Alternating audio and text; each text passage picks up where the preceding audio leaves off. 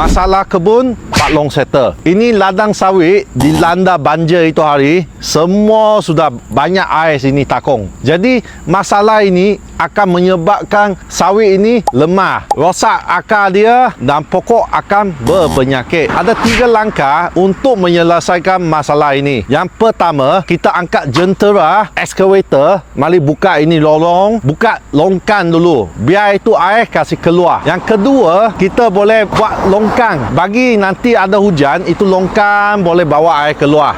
Yang ini kedua lah, cara buat longkang dekat kebun, walaupun kos tinggi sikit. Yang ketiga, kita membaja. Yang sepanjang masa ini pokok bertakung air, semua nutrisi sudah jalan, kita kena bagi GML, baja subuh, bagi pokok subuh balik. Yang keempat, kita boleh buat peninggian tanah. So kita boleh tambah tanah dekat ini pangkal pokok, biar dia tinggi sikit, supaya hujan nanti air tak ada masuk.